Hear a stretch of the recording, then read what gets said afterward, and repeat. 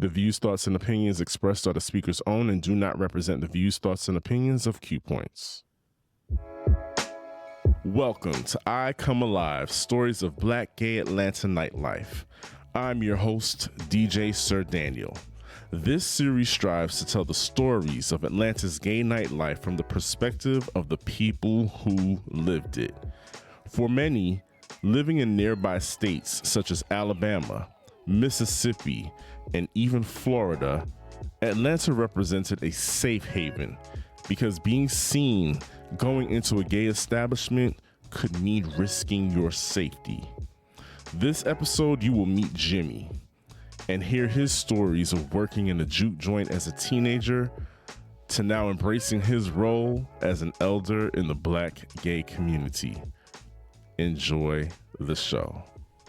I have been in Atlanta for 32 years. No, 31. Going on 31 years. And it's been quite the journey. I've seen quite a few things. And one of the things that really caught my attention or piqued my curiosity as I got older, as I witnessed the city grow and change, was the diminishing presence of a lot of Black and queer spaces, mostly due to the fact that Black people didn't necessarily own quite a few spaces, or we got pushed out because of the city's growth, or we got pushed out into further away from the city. There's lots of different reasons as to why the Atlanta Black gay culture has shifted, but I'm still curious as to know what other people think about it and their perspective on everything and what do they foresee for the future. So with that being said, I have another fantastic guest for you all. I met this young man probably is well over a decade now. And prior to us starting this recording, we were talking about growth. And I think we've witnessed each other grow. And one of the things that's changed about him is that his names and his personas evolve over the years. So I'm going to let him introduce himself because I lovingly call him Jimmie because that's how I was introduced to him. But Jimmie, I want you to go ahead and tell the people what you're going by these days and how they would know you because you've had your online presence as well. So please introduce yourself to the audience. Hi, everybody. I am Grab Your Jimmie. That's the name I really go by. I initially started as Jimmie Valentino. I have wrote on different blogs, even including my own. Most of you may be familiar with what's not what's the tea. Actually, is what's the tea.com. So I'm lying. What's the tea.com with Tron. I also was a pseudo intern for the Better Days Radio for a moment. I forgot about that. You are absolutely right. I forgot about that. So we really have witnessed each other's evolution over the years. And yes. I think so as a DJ, I remember one of the spaces that I gained my chops and got my practice in was our good friend Michael Slaughter's house parties. Yes. Michael Slaughter is legendary for having wonderful house parties in a home he used to have in the Cascade area of Atlanta. Some of you may be familiar with that area. Very well-to-do, old Atlanta money, old Black Atlanta money. Yes. For sure. And, once upon a time, I don't know, I think I asked him, I was like, I'm starting this DJ thing. I have my own controller, my laptop, can I come through and play? Because I think he used to use, what was his name? He was a dancer. He was a dancer as well. No. You talking about June? Okay. Junior. Junior, yes. Yes. Um, Mm-hmm. he's moved on We to know what other. he does now. He's in the entertainment field and more so on the adult side of entertainment now. Yeah, But I know he used and a to, shelf, and a huh? sh- and a shelf.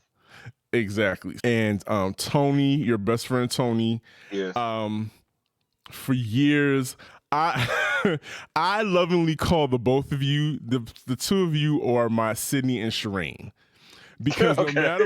no matter where we were, the music was playing. Jimmie and Tony were like the first ones out on the floor, cutting a rug, and I live to see y'all dance together. Yeah, it just used to do my heart good, and I would be like, those two, and y'all are a little bit, quite a bit younger than me, a few years younger Mm. than me, but you all have this spirit of dance and really appreciate music, all music, and I really appreciated that about you and Tony. Um, so as we get this conversation started, Okay. let the audience know where you from originally and what brought you to Atlanta. Okay. So I was actually born in Cincinnati, Ohio, so which explains my musicality because of course Ohio is known for all the funk, Mm-hmm. new disco artists like Midnight Star, the Isley Brothers, the Ohio Players, Function, and the OJs. So I grew up around that kind of music, but once I moved down south, I think I was like a kid. I don't remember the time we moved to Alabama.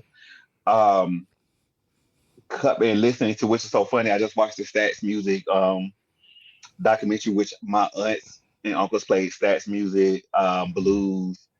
And so when you talk about the musicality of why I know so much music is because of that, because my dad, I got introduced to more music through my godfather. And so that's when I learned about house music, uh, techno, and all the different kind of things. Because I was used to the in the South, I really admit I hated rap, Southern rap because I thought I wanted to be in the source. I wanted the bubble goose. So you mentioned your godfather, and you told me this story before, but tell the audience about the establishment that your godfather ran and how you got and the role you played in your godfather's establishment. Okay, so my godfather used to have I don't know if people know what a juke joint hole in the wall is, but Tell so them he about it. Describe it for them. A juke so a joint. so a juke joint is very like a southern thing where they play blues, and old school music. It's so very much a hole in wall, one way in, one way out. If Mm-hmm. they started fighting, you better try to find the nearest exit as much as you can. Mm-hmm. Um, can I curse?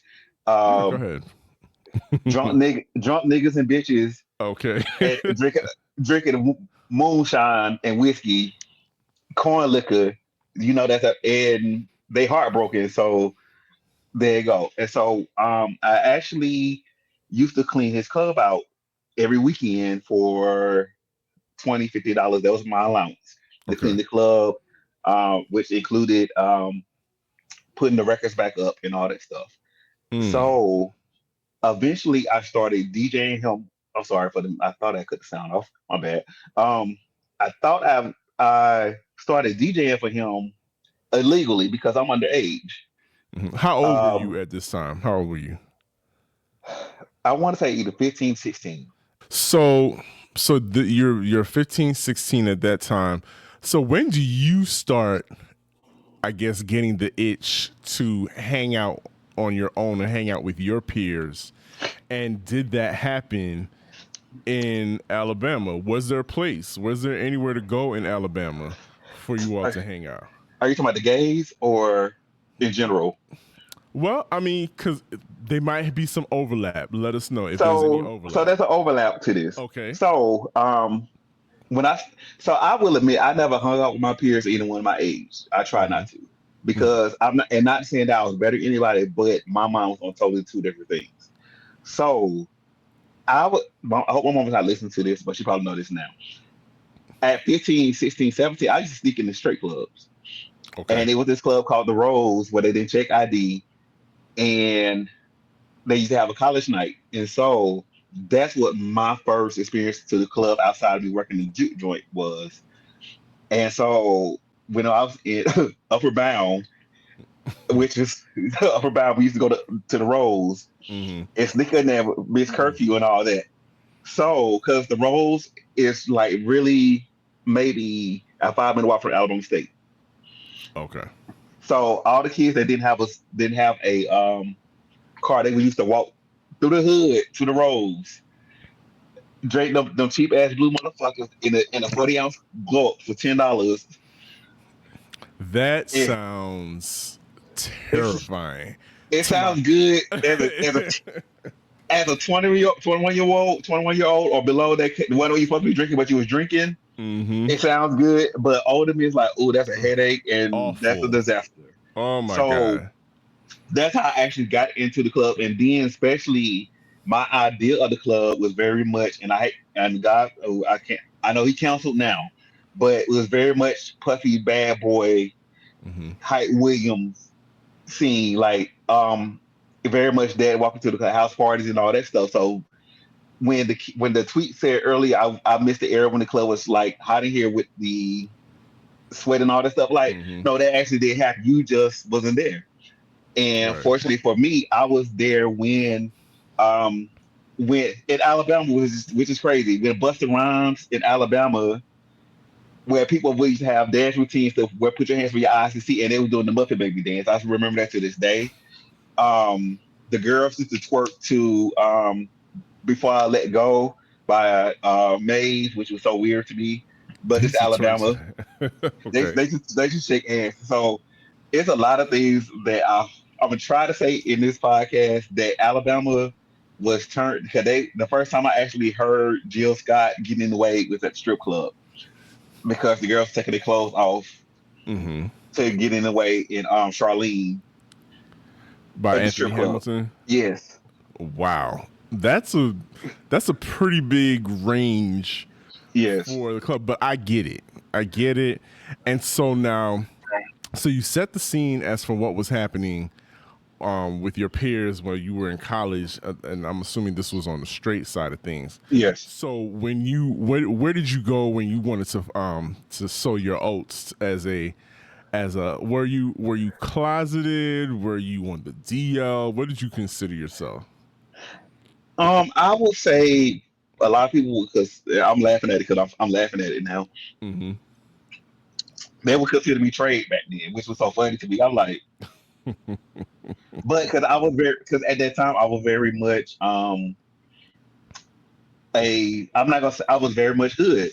I was very much clothes, baggy, attitude, everything, which was totally different because keep in mind, excuse me, this was like 99, 2000 before when the quote unquote homo thug era was kicking in, Mm-hmm. which I didn't even know that was an era until I had an older gay tell me this. Oh, you never saw any of the Off the Hook series at that time when you never Not at experienced the. not at that time. It was Okay. just very much like because I was like still 18, 19 when it was happening. And so um, I was very much admittedly, I was very much one of the type of people like I'm not like them gays. I'm not that type of gay. Mm-hmm. This is what I am. And so um, what I did do, how I ended up finding out about different places was college club. So What was that? Okay, college go ahead. club was basically a the first one of the first things around with LL Messenger and all the things. I can't say I want to say it's like the first the first era of social media, but it's more like a bulletin board, chat line, And that chat room type of was, thing. Yeah. yeah. We So had Yahoo 360, so I know what yeah. you mean. You had those kind of chat rooms and bulletin boards and whatnot. So yes, so you found So out about a I found out club. about I found out about a club, and it's actually the first gay club that I actually been to was Tracks off Lucky Street. Okay, so your So first gay club, you left from Alabama. Now, was this a solo trip or was no, this no? this was Set the a scene. Who all was in the ride? How did y'all get Tony, there? Tony, of course. Mm-hmm. Um, one of my friends, I think his name was Travis. His boyfriend that was Iota from no, he wasn't Iota. Was he Iota? He was no, he was a Sigma Okay. from Mississippi State. I forgot his name, and how we ended up going. It was my birthday, but we had went to the SWAC championships because the school that we went to was in the SWAC championships at that time, and I can't think of the year. No, I do remember who it was. It was Alabama A&M and Grambling State because I remember the people had because the Grambling girls had just did the Tampax commercial with Let It Whip, and they were throwing tampons. They were throwing tampons at the girls, but Wow. shady. But I remember we went there because we was in Birmingham, and and Birmingham did have a gay club, but we didn't really go, or we Mm-hmm. didn't know where it was at. So we like let's go to Atlanta because we knew heard about Atlanta. Mm-hmm. And so I remember on College Club posted like, "Hey, I'm coming to Atlanta. Where's there to go?" So coincidentally I end up finding the email that I sent, but I printed out. This is how old we are. I printed out the email, Uh-huh. and somebody had sent me the guide to all the clubs in Atlanta to go to, and Oh wow. what the scene was. So there was a So guide. So there was on the college boards they were sharing a guide of clubs, no, I don't know if it was a guide, but the person that sent me a breakdown like a list of of the places for you to go. yes, Interesting. and Okay. so tracks was on there, Mm-hmm. and tracks and basically what I remember tracks saying this is club that everybody goes to on Saturdays. You gonna see, and this I've learned terminologies as well, like the film queens, the butch queens, the muscle girls, the hood rats, all be at this club. And Okay. they broke it down like the hip hop room is on the third floor, it's small as fuck. Uh-huh. The house is on the second And the and the main third floor. and Yep. the main floor. And they were like, don't get confused. Think you finna get you a man because you gonna see a man, but he gonna be all woman when certain songs come on. And Hmm. so and like don't be confused by the body. So then the other club was like 708. You go to 708. This is for the younger gays. It's a little bangy, but the drinks are good. It stays open late. I think in every club at the time stayed open late back then. Yes. Um, then it was Colors. Oh yeah. The Colors Lions. were Colors colors is is what now mixes with mix. mixes now. Yes, correct. Yes. There was the Lions Den, The lines. um, Yep. Towers, which got burnt down. Coincidentally, got burnt down the night it closed. Um, You know, I forgot about that one. Towers. yes. Was the Marquette on your list? No. Really? Because The the Marco. Marquette has been around forever. So I don't know why the Marco is not on our list, and I don't, and I don't. I take that back. I don't know if it was. I don't remember it being on our list. Okay. So, but definitely the Towers was on there. Lions Den, the Chaparral was on there. Um, it was another couple of clubs that I can't remember. Backstreet was on there. They was like, Mhm. this is the 24 hour. You want to go use your drugs? Go there. At that time, Bulls Dogs was did not have white people, didn't like black people in there.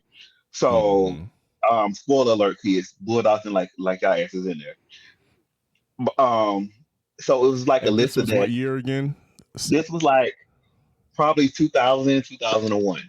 Okay. So at this point, hip hop has taken over because I recall. So if we want to go back to tracks, you're absolutely right. Right. They called it the boom boom room, which was the hip hop room, which was all the way at the top in Yes. the penthouse, and that's where they had a DJ up there playing spinning nothing but hip hop, Right. and it was the radio stuff, Missy Elliott, everything that was popping back in the early 2000s, and do you recall when hip hop went from that small room up top and took over the main floor? Do you recall that transition? Because to your point, house music was the prominent music for the gay club night scene, especially at tracks. For where the people who like to come, they Mhm. used to do the high kicks and the vulgars used to The walls. Yeah. Yeah. walk the runway. But now hip hop, this is 2000. Hip hop just like completely took over and came downstairs to the main floor. I want to say, um,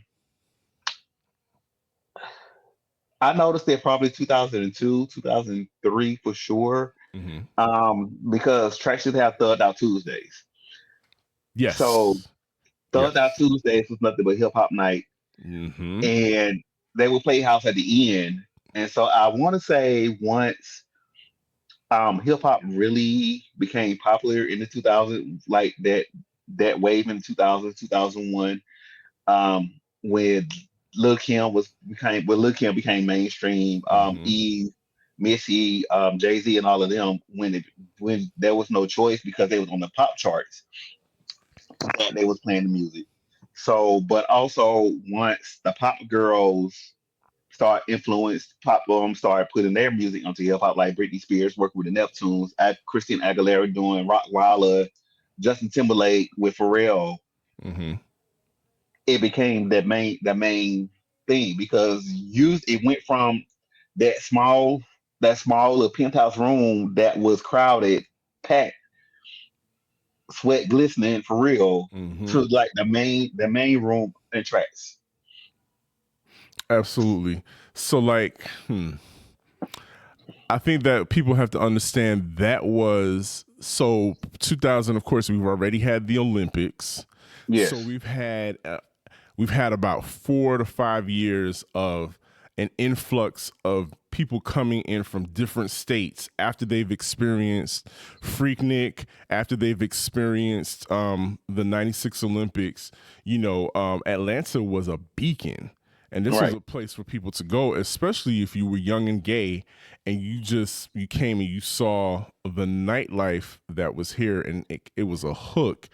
Do you So let me go back. I'm sorry to cut you off. No, go ahead. Go ahead. So added to that, because Atlanta for us, especially from the South, Mm-hmm. especially for the kids that came from Mississippi, Southern Georgia, Tennessee, South Carolina, Mm-hmm. Alabama, Mississippi, Florida. Florida, Florida, well, up Florida, North Mm-hmm. Florida. Um, Atlanta was the place because most of those places did not have gay clubs, or they had like the one gay club. And so even in Montgomery, they had a gay club, but it was once a month. Wow. Or Okay. so everybody literally in Alabama would travel to Birmingham, which was Latroy's, because they was like the only black gay club. Technically, I will say Alabama that may have been open weekly. Mm-hmm. So that's why all the girls you see, like Tabisha Amon, Nicole Dupree, all of them came from Birmingham, and they started out in Latroy's performing when they moved over to Atlanta. So I think Atlanta being the mecca that it became, and Atlanta was also one of the safest places for gay people at that time. Well, it still is for black gays because we're coming from the Bible Belt for real, Yes. where our clubs open literally technically the clubs in Birmingham and out in Montgomery, they didn't open till like 1 o'clock in the morning because they literally waited till all the straight people went off the streets Went to bed and to everything. to went to Wow. bed till we come out. And so Huh.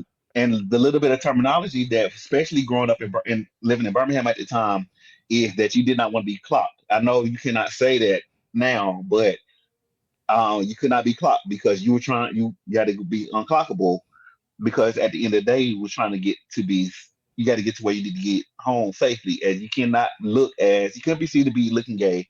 You had to be unclockable. So that's why I believe that's why they opened our clubs up in Alabama at the time, 12:30, and they used to close about 5 or 6. So Atlanta offered an unlimited amount of time to go at any time of night. It offered numerous places to go.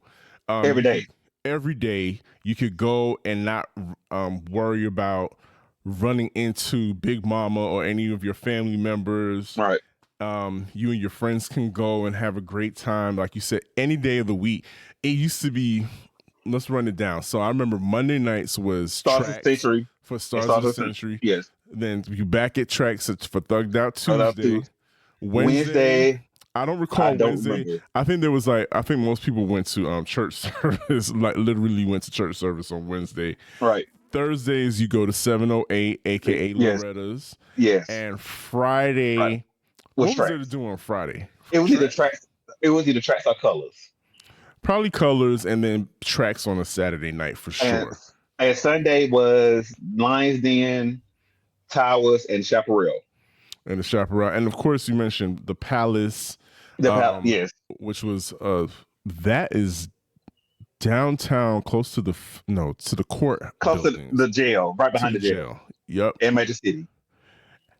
I And his from the was street, and his from the street made it popular because of Rooster and Rooster. Oh my god, I wonder and about Rooster. Is and Rooster still with us? yes, Rooster is still with us. Bless his heart. And Thank God. oh my God, what's her name? Oh my God, used to be there all the time. I was waiting for you at the door. Foxy, Miss Foxy, Miss yes. Foxy. Yes.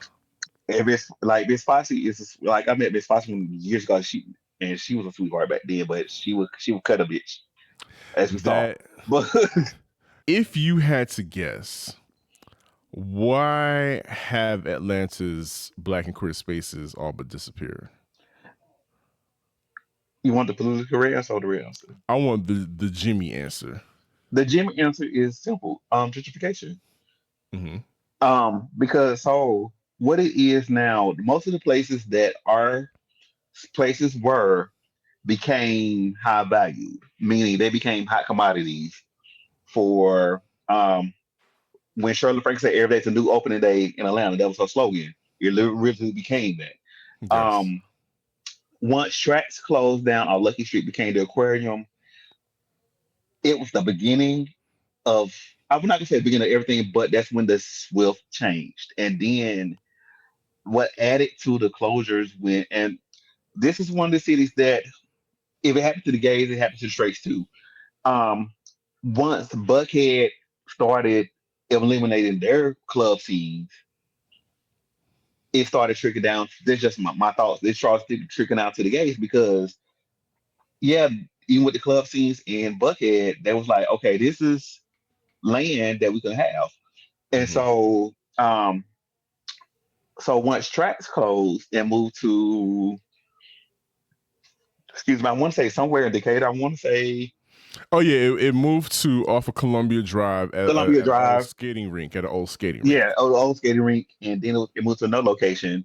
But um, Oh, it moved to Buford Highway, Buford Highway, to yes, Club Vegas. yes. So Mm-hmm. once that happened, and then of course the Lions Den burnt down. Not the Lions Den. The Lions Den towers burnt down. But there was, I'm sorry, they were still thriving. They were still thriving, but it was still some clubs open because I think we still had like Vita was open at that time. Another club, but these weren't even clubs. They're like restaurants. I'll say that. Yeah, because what you're describing, and for the listeners that don't know, because like your established clubs like Tracks was starting to close down, Yeah. and like Jimmie was saying, a lot of the bars and the saloons were closing down in Buckhead, where a lot of mostly white college kids were hanging out. So that would force them to come into the city to party. So there would have to be a lot of negotiating for places Right. for black gay men to go party. And a lot of what they did was the promoters would find restaurants, and They'll Vita find was one yeah. of them. They'll find restaurants and they will find actually straight clubs that would actually let us have their night because even Rain was open at that time, which was a straight club during the day, Mm-hmm. and that's not to get confused with Alex getting on Rain, but Okay. there was Rain. Then there was the Chaparral was still open, of course, Mm-hmm. and then there was a shift with Bulldogs that actually started letting colors in because they were losing the. And I'm gonna say Bulldogs all the way through this, but they started letting the colors in without the three IDs because the white people were losing would decided they didn't want to be there with us. So once that occurred, I think it kind of trickled down because the rent of getting these places are commercial spots became expensive because they really didn't want the people there because they wanted the land to become what they are now. Apartments are empty or stuff like that. Then also um, I also think it was. I had a thought in my head. I also think uh, they priced out a lot of people. Mm-hmm. Oh, I'm sorry, I don't know what I'm saying. And also, this, which y'all don't know, the city of Atlanta has made it impossible for anybody, gay, straight, to even open a club. So that's why you see a lot of people open lounges Mm. and turn it into a club, because it's easier to open a lounge bar than a club in the city of Atlanta. In Because this, they changed it at one point where everything had to be closed at 2 o'clock. yes, That was a major a major, turn in the city of Atlanta when everything had to be closed at 12 o'clock. Um, Liquor sales had to stop at midnight. So if you were in a supermarket or a package store, the package stores would be closed by midnight because they created some new ordinance that cut every. You're absolutely right. That cut right? everything off by a certain time. So yes, so there had to be a shift in how people were going to do business. Atlanta has lost. They felt the loss of the Freaknik money, Mm. and somehow the word of mouth, like Freaknik, Gay Pride, Atlanta Gay Pride, took off. Which still to this day, as people may hit shade Atlanta, at the end of the day, you still bring your black asses down here every Labor Day and every MLK, because you ain't got nowhere to go. But Indeed. um, they saw that money come in because every hotel was booked. Now I'm not gonna say they got paid at the end of the night, but Are you every referring to hotel. stunted credit cards, Jimmy? Is that what you're referring to? I don't know what you refer to, but they may have stayed there, but they Uh-huh. may not get but you may not have gotten your money. But Okay. that brought it that uh, Black Gay Pride brings in money to the city and the Certainly. surrounding areas, or it did at one point in time. Um, Added to the fact that, to the point that they start reporting on the news that this is Black Gay Pride weekend, which is very rare for a city to ever mention it. So between that, what else goes on? Comic Con, um, Oh yeah, the um, Dragon Con is what they would. Dragon Con, yes, Dragon Con, which is drag all day. You get the girls in drag, More overlap, yeah, if you more ask me. overlap, yes, and then you got the kids coming in for the college games. At that time, Little Day weekend was a thing, and or Jermaine Dupri was having a Yes. thing. So Labor Day, not just for the gays, it was like literally everybody came in. So everything overlapped to the point that the city of Atlanta and the surrounding areas, like when they saw dollar bill is Mm-hmm. money, they just started seeing it. And but I also think at the same time, this city is known for taking their money for granted when something new comes in. So And taking the people that are bringing the money in for granted as well.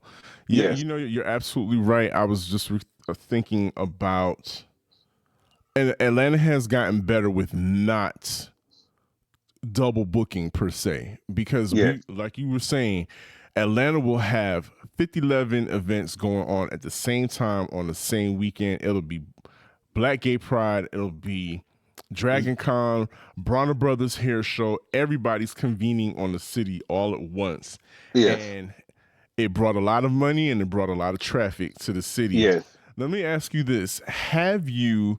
I'm sure you ventured to different cities to party. Hmm. What would you say was the main difference between partying in Atlanta and partying to whichever major city with a big gay population, DC, New York, whichever one you want to pick? But what would you think was the major difference between um, your experiences here and going outside of the state of Georgia?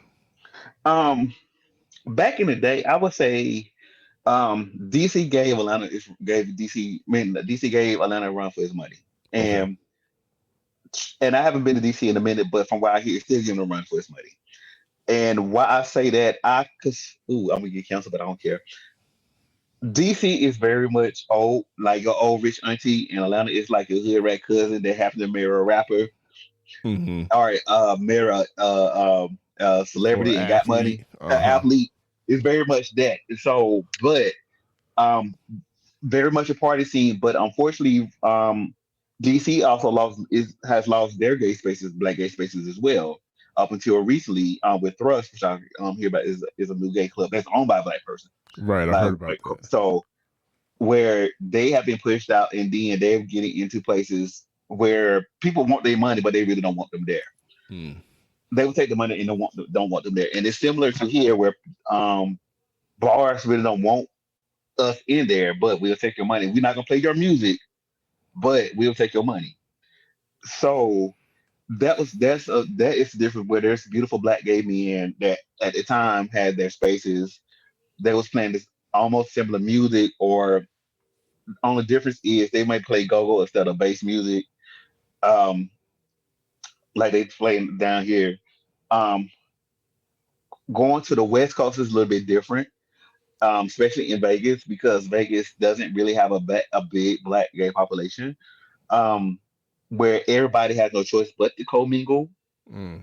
So at the time, they really wasn't playing anything up to date far as black music.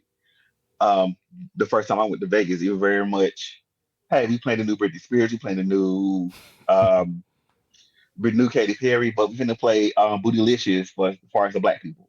Right. And that It was, song's like 10 years old already. yes, but I think it has gotten better as um, even though we may joke about online that rap music and urban music has is the most dominating music that's out there. Like I think it has gotten better with it. So it's still one of the things where I have a lot of friends that stay in like places like Texas or Tennessee, where they say we take our clubs for granted because we still at least we still have black gay clubs, even though they're not owned by black gay people or black people in general, minus one or two places, but we still have places that cater to black people, black gays. Hmm. Do you So that brings up it makes me think of, you mentioned going to spaces where you're tolerated, you're not necessarily celebrated, you are tolerated. There have been a Mhm. few cases here in Atlanta where club owners were overheard, or it was reported that they made very disparaging comments about their black patrons and not wanting them there. And there's another bar that caught on fire recently. Mhm. And to me, there were those places where I think black men would go to those places to kind of get away from the black community, if you ask me.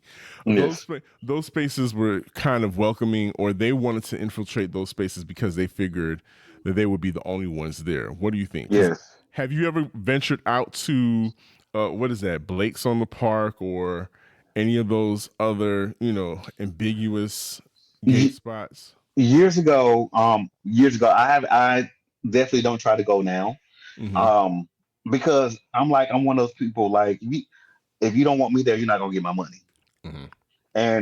and they have been blatantly about that. They didn't really, not because I'm not gonna say based on dress code because they'd be still typical saying that every black person dressed like that, Mm-hmm. but it's very much we don't want y'all there. We're not gonna play your music. Um, Successfully, we've been able to get rid of one club that turned into the Eagle because they was very much they didn't want the people there either. Right. And the bar that's next to Blake's that everybody was going to, Tinted Piedmont, which was a restaurant, Mm. when they changed their whole menu because they didn't want us there. But now they saying, "Oh, we ain't get no business, so we do want y'all back." And so, I'm very much a champion of there's black restaurants y'all could go to. There's Virgil's, two Mm-hmm. locations, and this is free. This is not they. I have not been paid by Virgil's at all. Um, there's Cirque. There is the Daiquiri Factory that's open back up. If you want to go all the way to Kennesaw, there's my friends Darnell, DJ and Darnell. They have stuff. Why are we going to places that don't want our asses there? And Mm-hmm. I'm very much a champion of support your community. This is Atlanta is one of the biggest, if not the biggest, black gay population in the world. Why are we supporting people that don't want us? Where there's people in our community that we could easily go. Yes, Marquette is ghetto and you might get shot, but it's our own. It's our own. It's our place. It's our own spot. Why are you trying to make former Teeth and Piedmont work when they told y'all asses, no, we're gonna do Tulum food. Nobody don't eat Tulum food. No. Why are you trying to make that happen? Why? Mhm. So at least with Mix now, um, Mix very much accepts their black crowd because at the end of the day, they didn't have no crowd in the first place. So I so would. you can either lose money or you can get with the program, but you can't be racist at the same time. How much impact do you feel like COVID had on that? I don't think COVID had any impact on either anything because I think the shift was there before COVID even happened. Okay, the shift came before COVID, and Yes. so a lot of these spaces that you named, like your 10th and Piedmonts, more so lounges, restaurants, and bars. The thing about that, what I've noticed, is that our spaces have been co-opted. They're co-ed in the sense that there are. It's not just exclusively black and gay, but there's women in the spaces, of course. Trans people have always been in the spaces, but now women are in the spaces. Back in the day, it used to be your occasional fag hag that came along with you, but Hmm. now a lot of women are coming on their own and incorporating these spaces, even if they are there with or without a gay friend. Hmm. And of course, white people are always co-opting spaces and inviting themselves to the cookouts, as it were. So, how do you feel about that? About not things not being exclusive anymore? Does that take away the magic of a place? Like, do you think we could even appreciate exclusively black spaces anymore? It's the gift and the curse. And why I say that is the gift because we all wanted acceptance, we all wanted love, Mm-hmm. we all wanted equality, we wanted the be accepted by our straight brothers and sisters, black, our family, and all that stuff. Mm-hmm. The curse is the fact that we don't have those spaces and we don't appreciate the spaces. We don't appreciate the sacrifice that many of our ancestors or forefathers that created these spaces for us. Keep in mind, the reason why these spaces were built is for us to be safe. Wasn't it? And not saying that we're not safe around straight people being in our spaces, but it was the time that could let us and be our true self or who we want to pretend to be that night, but be safe in that space. And I think we take for granted that the purpose of the gay club and the gay bar, the punk bar, was for us to conjugate.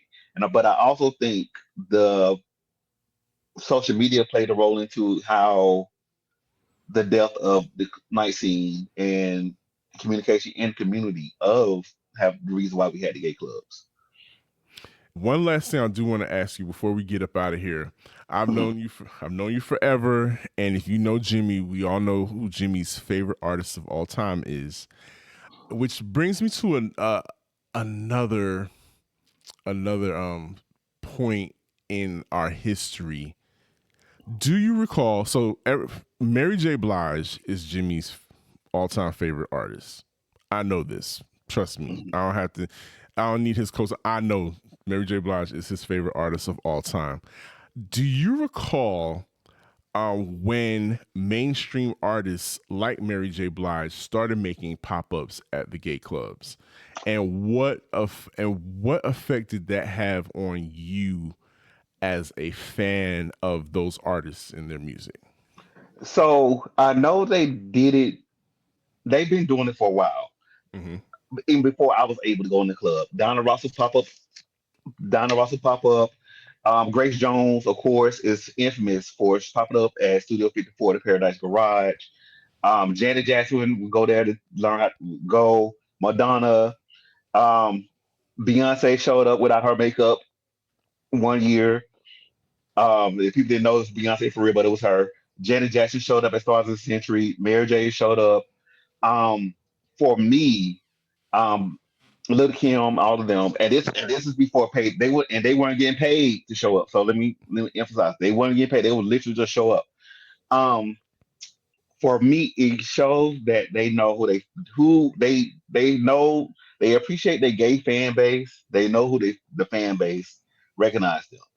Um, for me, is I want to say I feel seen, and it's like, oh, my queen is there. Mm-hmm. So seeing, I never seen Mary J at the club, but she showed up. When Little Kim showed up, which is Little, if y'all know me, I'm not gonna say Little Kim my all time favorite female rapper. She's one of my influences when it comes to female rap. Seeing Little Kim at the gay club and she give me a kiss, that was the highlight of my life Mm-hmm. because that was on my high school vision board. I would get kissed by Little Kim. I didn't know it was gonna be 10 years later, but Was this still, Evita? yes. Okay. So, but it was very much it's they know their fan base because gay men we like strong women, we like strong voices, we like strong women. That's the reason why we have these gay icons. That's the reason why we love Beyonce. We love beautiful women at that. Mm-hmm. That's why we have Beyonce as a gay icon. We have Mary J. We have Lil Kim. We have Megan Thee Stallion now. And Cardi B is a gay. Yeah, I guess Cardi B is a gay icon some kind of way. I like Cardi B. We have these girls, these women, Rihanna, because they have this attitude of I'm performing for a crowd. I don't take no shit while looking good, and I'm also singing empowering music that is uplifting to the community. So even with house music divas like Robin S., Martha Wash, Barbara Tucker, gay men and divas is always going to be there. They've been that way since Billie Holiday was singing in the fag bars on the low, Right. and even with the bulldaggers. And I can say that because they were called bulldaggers back in the 40s when they were dressed. That's what they called themselves. Mm-hmm.